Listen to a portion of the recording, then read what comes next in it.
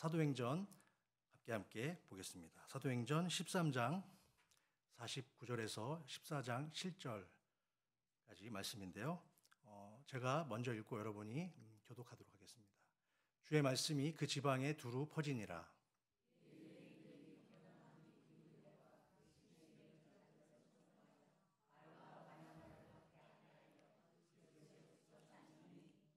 두 사람이 그들을 향하여 발에 티끌을 떨어버리고 이고니온으로 가거늘.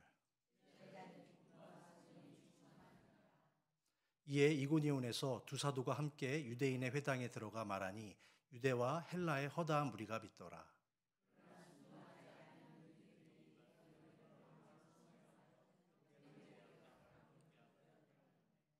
두 사도가 오래 있어 주를 힘입어 담대히 말하니 주께서 그들의 손으로 표적과 기사를 행하게 하여 주사 자기 은혜의 말씀을 증언하시니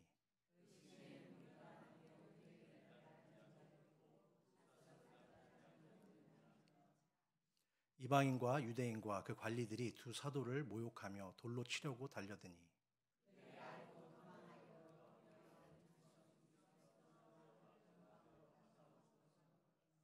함께 거기서 복음을 전하니라. 아멘.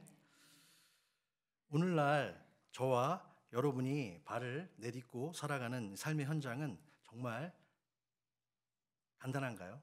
간단하지가 않고 복잡하죠. 그렇죠? 복잡하고 그리고 너무나 빠르게 이 세상은 변하고 있죠. 그렇죠? 많은 것들이 변하고 있어요. 지금 제가 설교를 하고 있지만 제가 한 2년 전만 해도 다 원고를 그 페이퍼 카피를 보통 한 13장, 12장 정도 하는데 그렇게 해서 종이 페이퍼를 썼었어요. 근데 지금은 이렇게 지금 보시면 알겠지만 이렇게 전자 페이퍼로 이렇게 하는 것이죠. 그러면은 그 결국에는 화석 연료인 나무를 아끼는 거예요. 그렇죠? 그리고 자원도 아끼게 되는 것이죠. 그렇게 이런 것처럼 세상은 정말 잠시만 한눈을 팔아도 우리는 이 세상이라는 전쟁터에서 낙오되고 밀리기 십상인 것 같습니다. 그래서 어떤 사람들은 그런 인간들의 삶을 총탄 없는 치열한 전쟁터다라고 말하기도 하는 것 같습니다. 동의하세요? 인생이라는 치열하고 험한 전쟁터에서 우리는 매일 크고 작은 상처를 때로는 내가 주기도 하고 받기도 하면서 이제까지 살아오는 것 같아요. 그렇죠? 전쟁과도 같은 이 세상 속에서 하나님이 이 시대에 진정으로 원하시고 우리가 바라고 꿈꾸는 교회의 모습은 어떤 모습일까? 그것을 지난 한 주 동안 저는 묵상하면서 사랑하는 성도님들과 함께 나누었으면 좋겠다. 그래서 어떤 교회가 우리의 교회의 모습이 되었으면 좋겠을까 하는 마음 가운데 따라해보세요. 이런 교회 되게 하소서. 아멘. 그래서 저는 개인적으로 말씀을 준비하면서 우리 교회가 위급한 생명을 살리고 아픈 환자들을 정성껏 돌보는 군대의 야전 병원 같은 그런 교회가 되었으면 참 좋겠다고 생각하면서 말씀을 준비했습니다. 총탄이 빗발치는 전쟁 중에 야전 병원에서는 어느 한 사람도 왜 다쳤냐고 누구의 잘못 때문에 그렇게 됐냐고 물어보지 않습니다. 야전 병원의 가장 중요한 목적과 임무는 싸우다 다친 부상병들을 고치고 살려내서 사랑하는 가족의 품으로 그리고 전우들의 품으로 돌려보내는 것인 줄로 믿습니다. 그런데 야전병원에서는 생명을 살려낼 수 있는 고가의 수술 장비가 있을까요? 야전병원은 요즘 아시잖아요. 그렇죠? 전쟁통에 어떻게 하죠? 텐트 치고 있는 게 야전병원이잖아요. 거기에는 고가의 수술 장비나 의사, 잘 숙련된 의사나 간호사가 부족해요. 턱없이 부족하죠. 그래서 야전병원에서 할 수 있는 것은 진통제를 놓아주고 붕대를 감아주는 그런 응급적인 조치밖에는 할 수 있는 것이 별로 없다는 것이에요.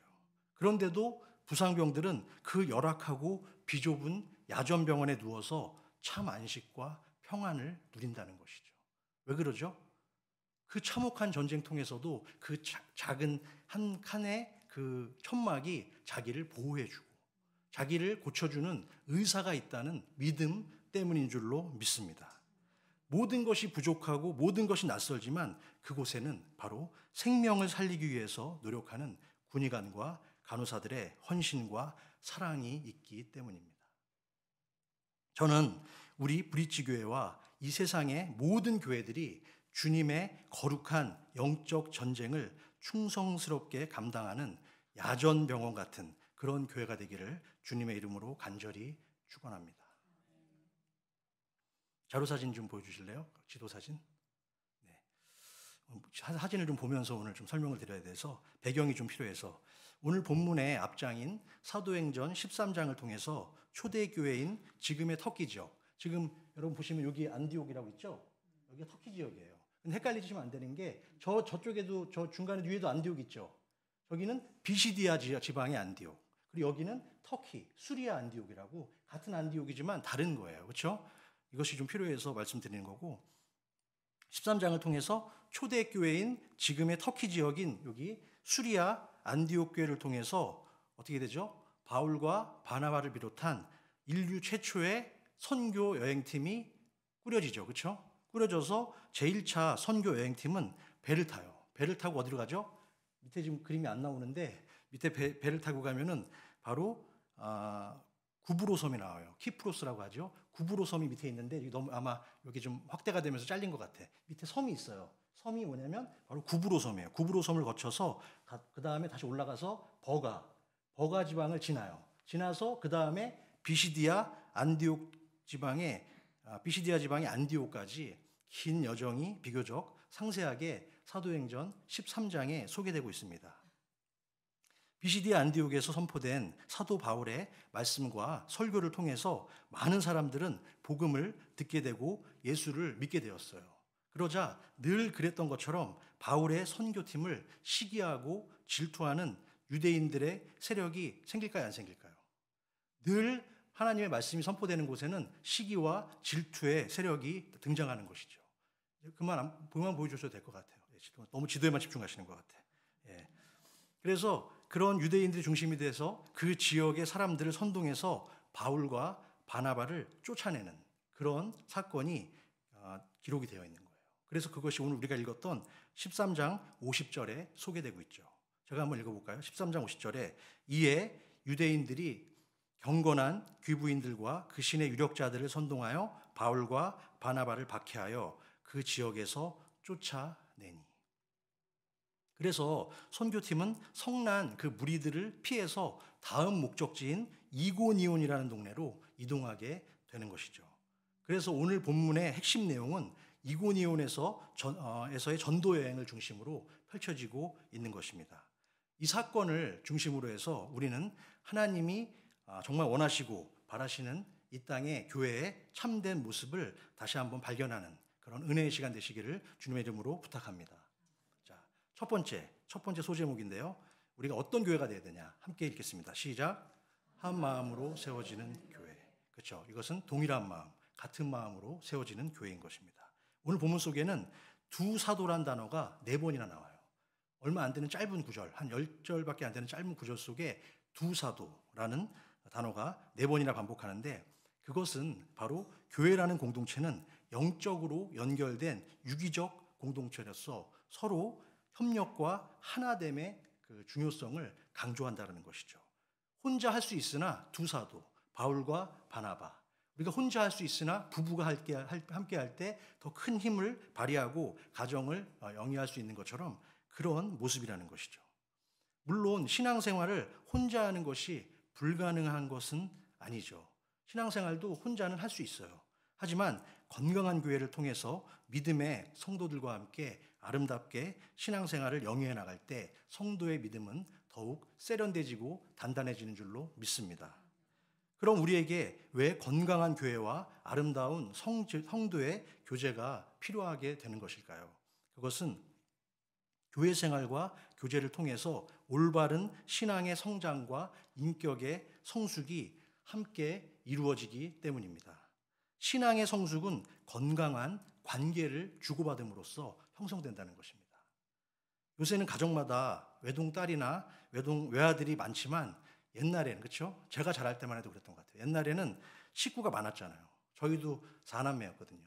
그러니까 식구가 많으니까 자기 자식의 결혼 상대자로 혼자 자란 외동 아들이나 외동 딸을 기피했을까요? 좋아했을까요?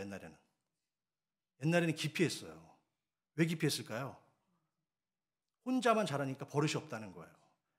형제들하고 같이 싸우고 치고받고 하면서 이렇게 좋은 그 성격, 인격이 형성되는 건데 혼자 자란 애들은 한마디로 네 가지가 없다. 그래서 안 된다. 뭐 그런 모습들이 옛날만 해도 있었다라는 것이죠. 그런데 그런 형제들이 많음을 통해서 그런 싸움을 통해서 자신만의 고집도 꺾이게 되고 그렇죠?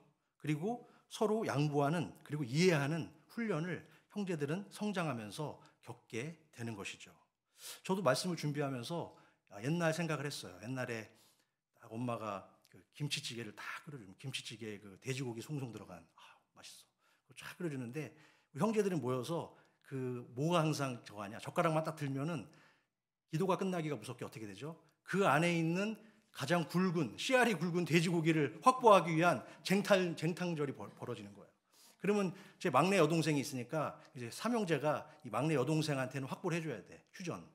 막내 여동생 챙겨주고 얘는 게임이 안 되니까 챙겨주고 나머지 뭐 피 튀기는 거예요. 그러다가 한 번은 그 김치찌개가 엎어져가지고 아버지한테 숟가락을 한 대 맞았던 그런 기억도 나는데 정말 그처럼 교회를 다녀야 되는 거예요. 교회 안에서 신앙생활을 하다 보면은 때로는 갈등도 있고 부딪힘도 있고 싸움도 있지만 그런 갈등을 풀어가면서 신앙의 성숙을 배워야 된다는 것이죠. 그래서 우리 이 땅에 교회가 필요한 줄로 믿습니다. 그 다음에는 두 번째로 혼자서 건강한 신앙생활을 영위할 수 없다는 거예요. 교회가 있어야지 건강한 신앙생활을 영위할 수 있다는 것입니다.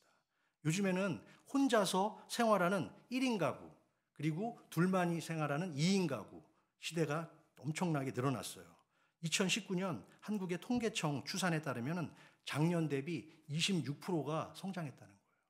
그래서 많은 기업들은 이제 혼자 생활하는 1인 가구를 또는 2인 가구를 겨냥하지 않으면 이제는 마케팅 장사하기가 어려운 그런 시대를 살아가고 있다는 것이죠. 거기에 발맞춰서 요즘에는 인터넷으로 기반으로 한 무교회주의자들도 속속 등장하고 있다는 거예요. 그래서 교회를 가지 않는다는 거야. 왜? 교회 가는 것도 낭비고 가봤자 코로나 바이러스만 걸려온다 이거예요. 그래서 집에서 그냥 인터넷으로 오늘은 기분이 울적한데 뭐 들을까? 그러면 쭉 보다가 선생님 옛날에 했던 목사님 설교 중에 아무거나 띡 눌러서 그렇게 한다는 거예요. 엄밀히 말하면 오프라인이 아닌 가상의 온라인 교회를 통해서 자신들만의 무형의 모임으로 대체하는 그런 모습들도 최근에 등장하고 있다는 것이죠. 그러나 여러분, 자신의 하나뿐인 소중한 영혼을 가상의 인터넷 공간 속에 맡기는 신앙의 모습은 너무나 어리석고 위험한 발상인 줄로 믿습니다. 신학교도 마찬가지예요. 신학교들도 장사가 되니까 요즘에는 온라인 해가지고 온라인으로 숙제도 내고 온라인으로 이미 녹화해놨던 교수의 강의도 들으면서 나중에 온라인으로 또 시험도 봐요. 그래가지고 나중에 졸업장을 받는 그런 지금 시대가 되었는데 제가 졸업한 아주사 신학교는 그것을 허락하지 않아요. 힘들어도 오프라인으로 그것을 온라인으로 할 수 있는 능력이 안 돼서가 아니라 적어도 주의 종을 길러내는 사람을 온라인상에서 졸업장을 줄 수는 없다. 그래서 아직도 저희가 다니는 신학교는 그것을 거부하고 있는 것이죠. 저는 잘하고 있다고 생각해요. 그 부분은 당연히 필요하고 교회도 바로 그러한 모습으로 오프라인으로 만나서 한 주간 어떻게 지내는지 악수도 하고 그렇죠? 그렇게 지내는 것이 맞는 줄로 믿습니다. 그리고 또 교회가 이 땅에 필요한 것은 성도의 교제를 통해서 영혼의 친구를 얻을 수 있기 때문인 것이죠. 이것은 교회가 주는 아주 건강한 유익이 될 수 있다는 것이에요. 가끔 혼자서 여행하는 것이 더 좋고 나 혼자 그냥 여행하는 나홀로 여행족도 있지만 뭐니 해도 가장 여행의 장점은 함께 그렇죠? 여행할 때 가장 행복하고 즐겁습니다. 가끔 보면은 한평생 편하게 살겠다고 결혼을 하지만 나는 아이를 갖지 않겠다. 이렇게 말하는 청년들도 만나게 돼요. 그러나 젊은 시절에는 둘만 있는 것이 더 편하고 단편할지 모르지만 나중에 시간이 지나서 내 주위의 배우자도 떠나고 혼자 늙고 병 들어가면 점차 그 결정을 후회하게 될 수도 있다는 것이죠. 제가 다녔던 신학교 시절에 한 전도사님과 대화를 나눈 적이 있어요. 이런 이야기를 나눴는데 그 전도사님은 아직 총각이었어요. 우리 김수현 전도사님은 아니에요. 총각이었는데 그 전도사님은 나중에 결혼을 해도 자기는 아기를 갖고 싶지 않습니다. 이렇게 얘기하더라고요. 제가 왜 그러냐 그 이유를 물으니까 이렇게 얘기하는 거예요. 아이가 없으면 아이에게 신경 쓸 시간을 그만큼 줄여서 교회와 하나님을 위해서 더 봉사할 수 있지 않겠냐 이렇게 얘기를 하는 거예요. 참 귀한 얘기죠. 그렇죠? 그 마음의 순수성은 너무나 참 귀한데 그러나 그런 생각은 균형 잡힌 올바른 생각이 아닌 것이죠. 그것을 증명하는 가정이 바로 저희 가정이잖아요. 지금 그 조세비가 열심히 또 군 생활도 하면서 또 교회에서 유스 그룹을 맡고 있는데 지금 이런 상황에서 조셉이 없었다면 어떻게 할 뻔했겠어요. 그런 것처럼 웃자고 한 얘기지만 바로 건강한 신앙생활을 할 때 영위할 때 우리는 그 삶을 통해서 건강한 신앙 교회를 통해서 많은 영혼의 성도들을 사귀게 되는 줄로 믿습니다. 아멘. 지금 여러분 곁에 있는 모든 분들이 한번 보세요. 오래간만에 방문하신 우리 박 집사님도 그렇지만 다 떨어져 있는 동안에도 아마 이곳 브릿지 교회의 모든 모습들을 궁금하셨을 거예요. 새로 바뀐 담임 목사님은 어떨까? 또 성도들은 어떻게 늘어났을까? 이런 생각으로 오셨을 거예요. 그렇죠? 그런 것처럼 우리는 바로 성도의 교제가 그만큼 중요한 줄로 믿습니다. 옛날 영국의 어느 도시에서 시골교회, 시골 출신의 두 청년이 와가지고 그 교회에 출석을 하고 있었어요. 그런데 1년이 다 지나가는데도 그 교회의 성도들 가운데 아무도 그 두 시골 청년에게 말을 거는 사람이 없었던 거예요. 마침내 이제 한계에 도달한 거죠. 1년 동안 만약에 내가 교회를 다녔는데 말을 안 건다고 생각해 보세요. 얼마나 기가 막힐 노릇이에요. 그렇죠? 정말. 근데 큰 교회에서는 그것도 가능할 수 있는 거거든요. 그런 사건이. 그래서 이 두 청년이 이제 이렇게 결심을 했어요. 다음 주일까지는 결판을 내겠다. 만약에 이렇게 하는 거예요. 다음 주일까지 어느 누구도 나에게 말을 걸지 않으면 나는 이 교회를 떠나겠다. 이러한 결심을 했어요. 한 청년은. 근데 또 한 청년은 결심을 했는데 어떤 결심을 했냐. 내가 다음 주까지 다른 분에게 먼저 말을 걸어야지. 라고 하는 동일한 청년의 다른 결정을 한 것이죠. 그래서 한 청년은 이제 계속 기다렸는데 말을 걸었을까요? 안 걸었을까요? 또 안 걸었죠. 1년 동안 안 걸었는데 뭐 갑자기 일주일 만에 변화가 있겠습니까? 그래서 그 청년은 교회를 떠나게 되었어요.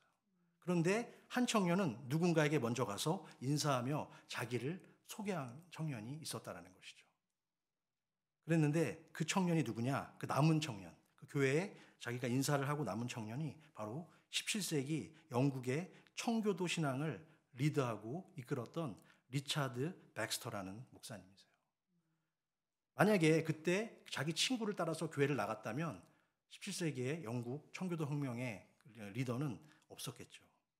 심장에서 흘러나온 피가 우리의 모든 인체에 활력을 주는 것처럼 모든 성도가 한 마음으로 교회를 섬기고 하나님을 경외하면 결국 그 섬김과 나눔을 통해서 성도의 인생에는 축복의 열매가 풍성하게 열리게 되심을 믿으시기 바랍니다. 자, 두 번째 소제목, 거룩하고 담대한 믿음으로 세워지는 교회. 함께 읽어볼까요? 시작. 그렇죠. 첫 번째로 제가 얘기했던 게 뭐였죠? 한 마음으로 하나가 되는 교회 공동체. 그것이 주님이 원하시는 우리 브릿지 교회 또 이 땅의 모든 교회의 모습이라면 두 번째는 거룩하고 담대한 믿음 위에 세워지는 교회인 줄로 믿습니다. 바울의 선교팀 일행이 이고니온에 왔잖아요. 그렇죠? 이고니온에 왔잖아요. 비시디아 안디옥에서 또 핍박을 피해서 이고니온으로 왔는데 사역지를 옮기자 그곳에서도 금세 소문이 나서 바로 많은 무리들이 주님을 믿게 되었어요. 주님을 믿게 된 것까지는 좋아. 그랬는데 또 거기서도 질투가 난 유대인들과 유대인들은 이방인들을 다시 선동해서 바울의 선교팀에게 악한 감정을 품게 하는 그런 모습이 오늘 2절에 소개되고 있어요. 2절 한번 같이 보여주실래요? 2절 한번 읽어볼까요? 시작. 그러나 순종하지 아니하는 유대인들이 이방인들의 마음을 선동하여 형제들에게 그렇죠. 이것이 또 비시디아 안디옥에서도 그런 일이 있었는데 역시 이고니온으로 왔는데도 여기서 동일하게 그런 모습이 나타나고 있다는 것이죠. 그런데 그때 바울과 바나바는 그런 위기에 익숙했을까요? 안 익숙했을까요? 익숙했죠. 여러 번 당했기 때문에 어떻게 대처할지를 분명하게 이분들은 3절 말씀에서 답을 주고 있어요. 3절 말씀 한번 보여주실래요? 3절 말씀 시작. 두 사도가 오래 있어 주를 힘입어 담대히 말하니 주께서 그들의 손으로 표적과 기사를 행하게 하여 주사 자기 은혜의 말씀을 증언하시니. 아멘. 두 사도가 어떻게 있어? 오래 있어. 잠깐이 아니라 오래 있어. 뭐를 힘입어? 주를 힘입어 담대히 말했다. 담대한 믿음으로 자신의 말씀을 증거했다라는 거예요. 그들은 주님과 함께라면 어떠한 고난과 시련이 찾아와도 절대 용기를 잃지 않았다는 거예요. 오히려 그들에게는 기쁨과 성령이 충만했다라고 성경은 증언하고 있다는 것이죠. 지금 오늘 본문이었던 52절 한번 보여주실래요? 52절, 13장 52절. 네, 거기 보세요. 바로 비시디아 안디옥에서 결국에는 티끌을 털어버리고 이고니온으로 가거늘 지금 압박과 핍박을 통해서 지금 도망가는 거나 다름없는데 그 상황에서 어떻게 하죠? 이제 52절에 같이 시작. 제자들은 기쁨과 성령이 충만하였더라. 압박과 핍박이 오지만 성령 하나님과 함께라면 그것은 기쁨과 성령이 충만한 삶인 줄로 믿습니다. 우리가 살아가면서 무엇이든지 도전할 때는 그렇게 확실하고 담대한 용기의 믿음을 갖고 도전해야 될 줄로 믿습니다. 그래야지 결과도 잘 나오는 거예요. 제가 옛날에 권투를 되게 좋아했는데 요즘에는 권투가 별로 인기가 없고 UFC, 그렇죠?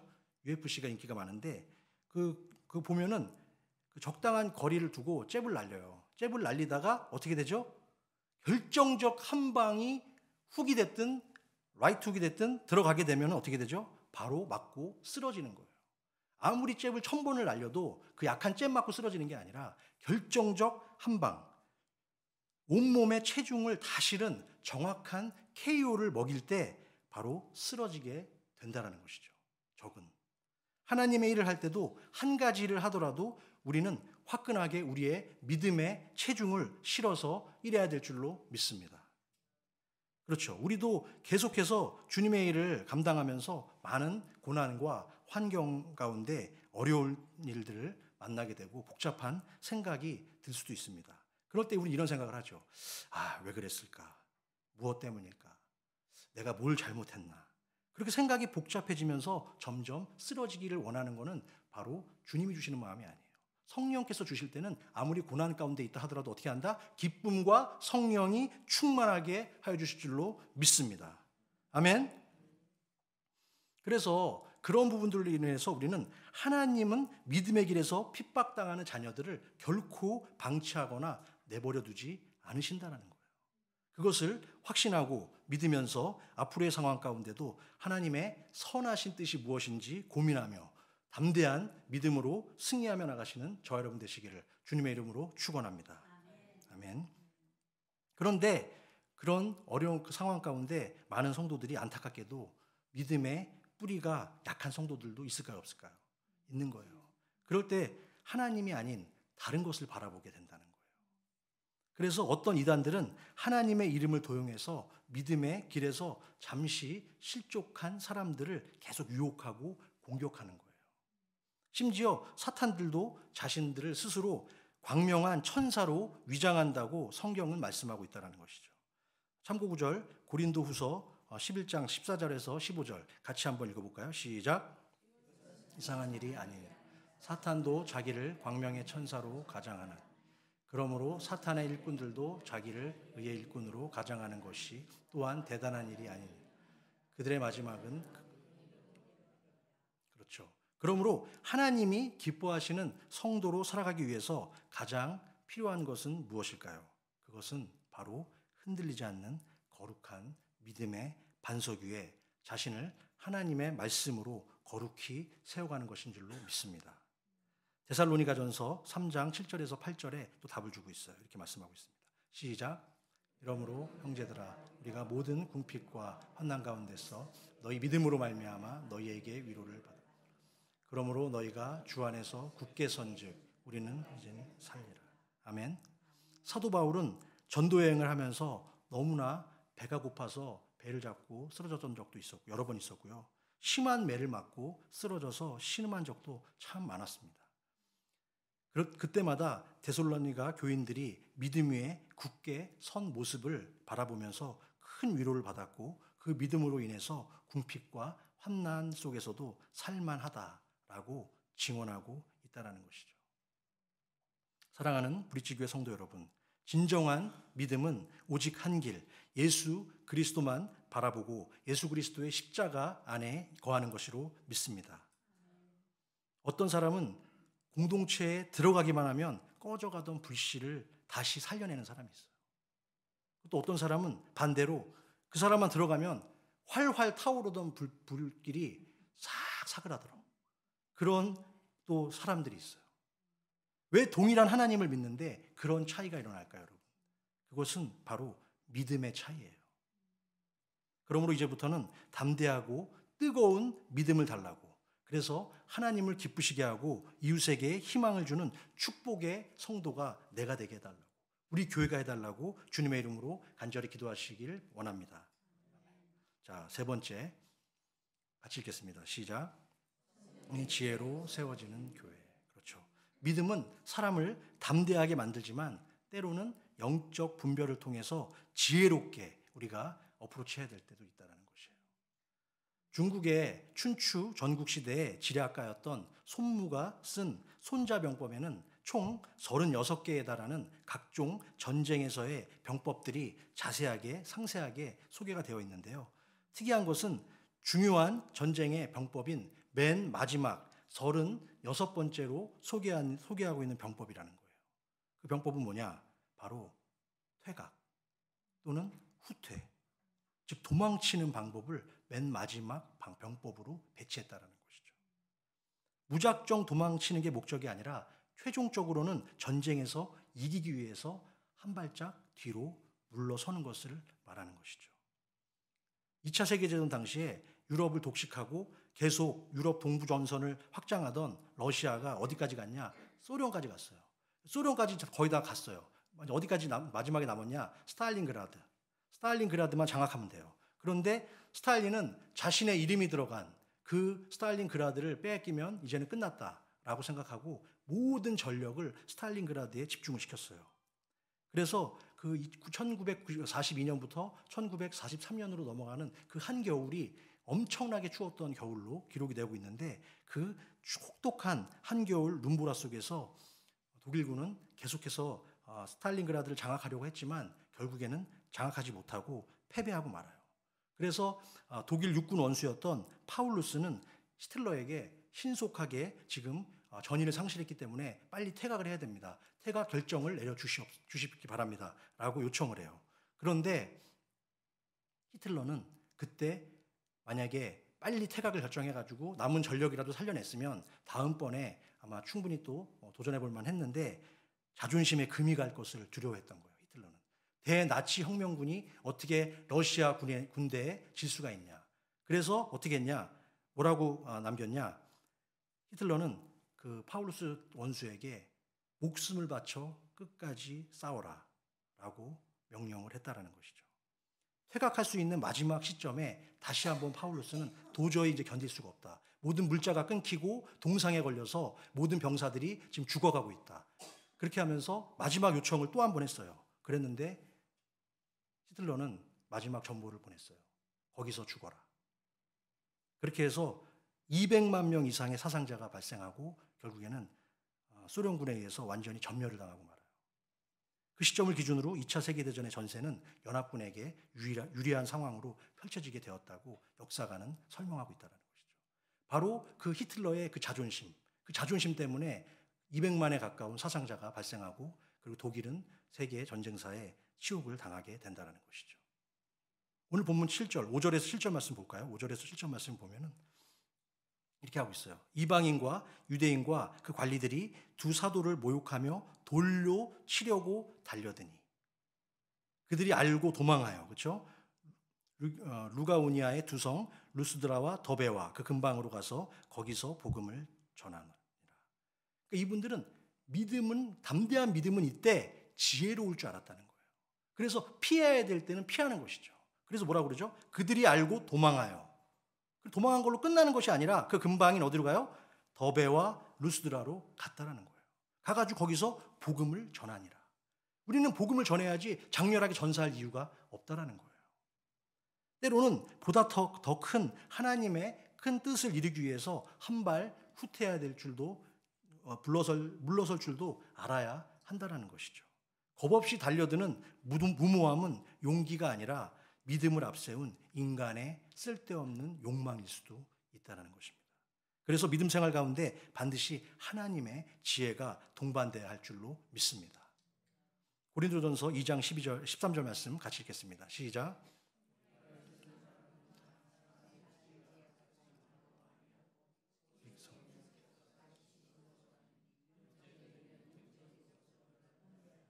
아멘. 성경 속에 답이 다 있어요.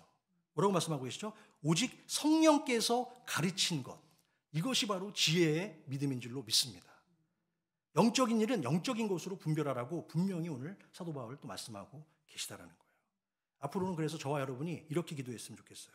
자, 저를 한번 따라해 보세요. 하나님, 저에게 성령께서 가르쳐 주시는 지혜의 영을 허락하사 꼭 해야 할 것과 하지 말아야 할 것을 구분할 수 있는 지혜를 허락하소서. 짧지만 여러분 이렇게 기도하세요. 내가 해야 될 거, 지금 전진해야 되는 것이냐, 머물러 있어야 되는 것이냐, 뒤로 후퇴해야 되는 것이냐, 그것은 내가 결정하는 것이 아니라 기도하는 가운데, 말씀 가운데 성령께서 우리에게 나타내 줄 줄로 믿습니다. 하나님의 뜻을 따라 내 욕심을 다 내려놓고 하나님의 뜻대로만 붙들면 하나님이 분별의 지혜를 주실 줄로 믿습니다. 다 누구에게나 주시겠다고 약속하셨어요. 야고보서 1장 5절에 약속하고 계십니다. 시작. 너희 중에 누구든지 지혜가 부족하고 모든 사람에게 후히 주시고 꾸짖지 아니하시는 하나님께 구하라. 그리하면 주시리라. 아멘. 아멘. 창세기 13장에 아브라함과 조카 롯의 목자들이 어떻게 하죠? 늘어나는 재산 때문에 싸움을 하게 되잖아요. 점점. 그래서 두 부족 간에, 가족 간에 갈등이 심해지자, 다툼이 많아지자 어느 날 삼촌 아브라함이 조카 롯을 불러가지고 뭐라고 제안하죠? 사랑하는 조카, 우리 가족 간에 더 이상 다투지 말고 싸우지 말자. 이쯤에서 정리하자. 이쯤에서 우리 헤어지자. 그러면서 뭐라고 그러죠? 네가 먼저 선택하면 내가 다른 곳으로 갈게. 그러자 어떻게 하죠? 조카 롯은 당장 자신의 눈앞에 보이는 그 소돔과 고모라, 그게 기름진 땅처럼 보이는 거예요. 그렇지만 바로 그 조카 롯은 기도의 사람이 아니었다는 것이에요. 그래서 그것을 선택하고 소돔과 고모라로 떠났죠.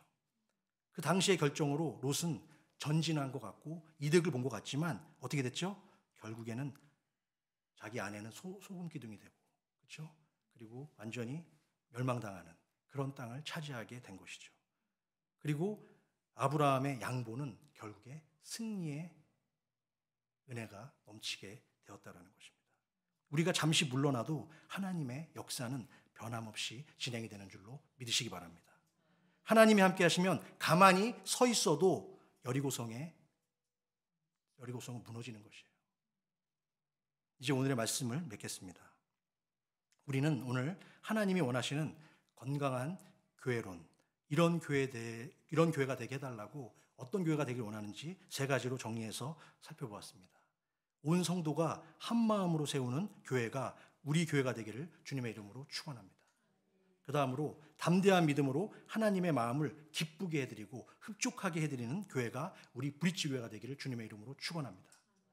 마지막으로 날마다 성령의 능력과 지혜를 구하며 하나님의 사랑이 가득 차고 넘치는 아름다운 교회가 우리 브릿지 교회가 되기를 간절히 축원합니다.